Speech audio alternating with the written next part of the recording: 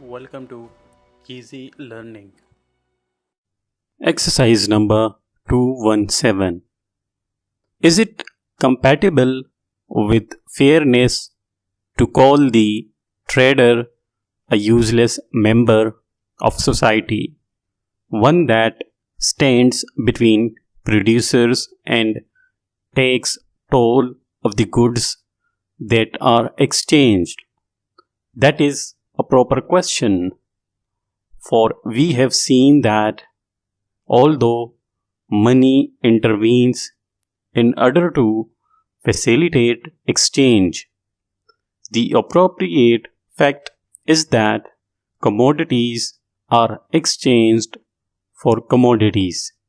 The pure wheat of Canada for the railway material of Warwickshire, the beef of the Argentine for the woolens made and prepared in Bradford, the farmer of the far stretching fields beyond Winnipeg works, perhaps for the purpose of feeding the operatives in an engine shop at Birmingham.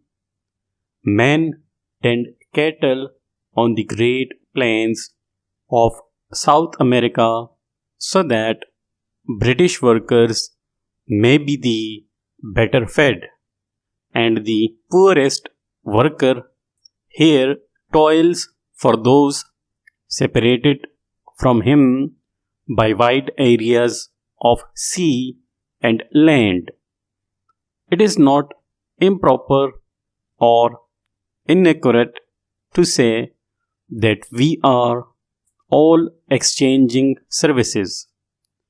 We may ask with perfect propriety, is a middleman, a trader, necessary?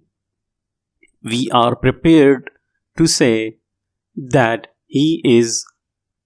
It needs little thought or comparison of argument to bring home to ourselves how indispensable the trader's work is.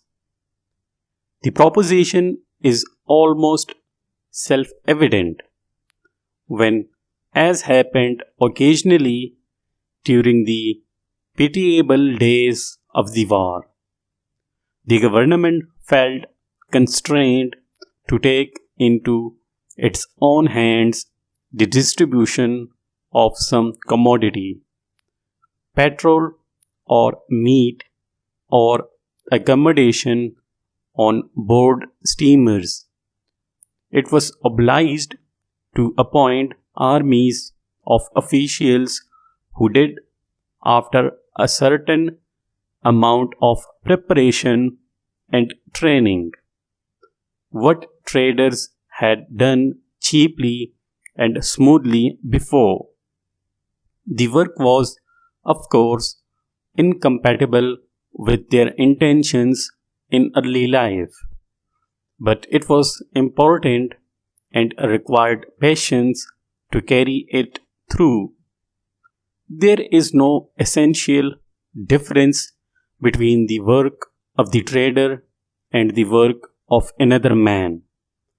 The trader is helping to move products, and to move things is the only act that man is capable of.